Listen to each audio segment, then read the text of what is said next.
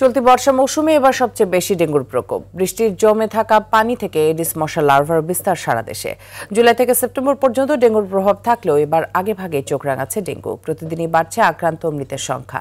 একই সাথে সংখ্যা বাড়াচ্ছে চিকুনগুনিয়াও। বর্তমান ডেঙ্গু, চিকুনগুনিয়া, ইনফ্লুয়েঞ্জা সহ 4টি ভাইরাসের উপস্থিতি দেখা যাচ্ছে, যে কারণে অনেকে সাধারণ রোগ ভেবে বাসায় থাকছেন।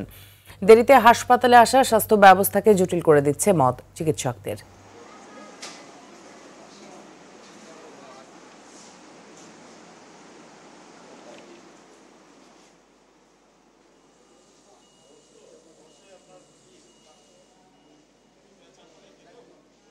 খাইলে বমি আসে আর প্রচণ্ড পেট ব্যথা আর কি নামের ওই জায়গায়। মশারিটা নাই তো আমরা ঘুমাই, তারপরে তো এইভাবে। এর আগে আমার স্বামী হয়েছে। এবছর কিছু নতুন রূপে আসছে অসুখগুলা, বিশেষ করে ডেঙ্গু, করোনা এবং চিকুনগুনিয়া, 3টা রোগের লক্ষণই মিলে যাচ্ছে। হ্যাঁ, এবং ক্লাসিক্যাল যে লক্ষণগুলা এবছর ঠিক ওরকম আসছে না। সো আপনারা জ্বরে আক্রান্ত হলেই চিকিৎসকের পরামর্শ নেবেন, এটা অনুরোধ। এ বিষয়ে আরো জানাতে রাজধানীর সোহরাওয়ার্দী হাসপাতাল থেকে আমাদের সাথে যুক্ত হচ্ছেন সহকর্মী জাকারিয়া খান। জাকারিয়া, বর্তমানে কত সংখ্যক ডেঙ্গু আক্রান্ত রোগী হাসপাতালে আছেন? কি ধরনের উপসর্গ নিয়ে রোগীরা আসছেন?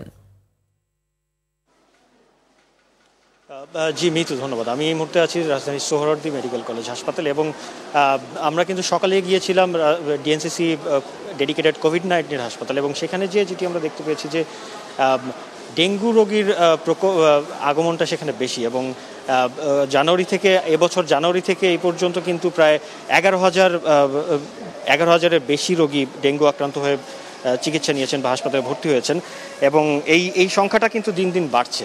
এবং আমরা যেমনটি জানি যে প্রতি বছরের কিন্তু জুলাই থেকে সেপ্টেম্বর পর্যন্ত আসলে ডেঙ্গু মহামারীটা বেশি থাকে, কিন্তু এবছর কিন্তু অলরেডি জুন মাসটা কিন্তু ডেঙ্গু রোগের জন্য একটি ভয়াবহ মাস ছিল, কারণ এটা বলা হচ্ছে যে এ যাবৎকালের দ্বিতীয় সর্বোচ্চ সংক্রমণ হয় এই 2025 সালের জুন মাসে। এবং এরপর যদি আমি একটু করোনার কথা বলতে চাই, করোনার বিষয়ে কিন্তু সেম জিনিস এবং একজন ডক্টরের কথা আপনারা শুনছিলেন, তিনি যেটা বলেছেন যে করোনা, ডেঙ্গু, চিকুনগুনিয়া এই 3টির উপসর্গও কিন্তু এখন প্রায় কাছাকাছি এবং এদেরকে কিন্তু আলাদা করে আইডেন্টিফাই করতে সমস্যা হচ্ছে। এবং অনেক ক্ষেত্রে যেটি দেখা যাচ্ছে যে কেউ হয়তো করোনার উপসর্গ নিয়ে আসছেন, কেউ ডেঙ্গুর উপসর্গ নিয়ে আসছেন, কিন্তু উপসর্গগুলো আসলে অনেকটা একই।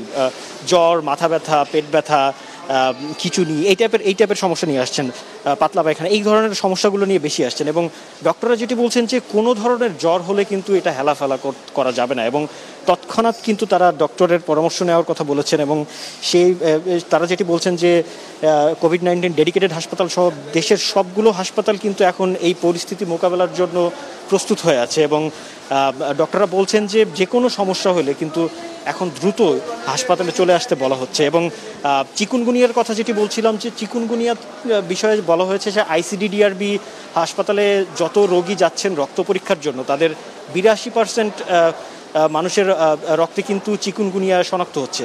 যদিও চিকুনগুনিয়া নিয়ে ভর্তি হওয়ার সংখ্যা কম হাসপাতালে, কিন্তু তারপরে কিন্তু এটিও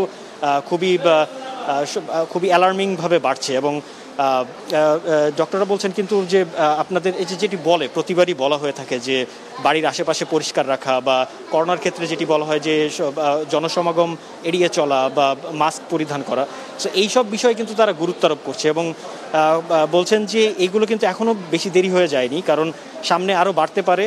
তো মানুষকে আসলে সতর্ক থাকতে বলছেন ডাক্তাররা, বলছেন যে তারা যেন যথাযথ স্বাস্থ্যবিধি মেনে চলে, একটু সেফ জায়গায় থাকে, তাহলে কিন্তু আসন্ন যে পরিস্থিতি আসে সেই পরিস্থিতি কিন্তু সবাই মিলে মোকাবেলা করতে আর সুবিধা হবে।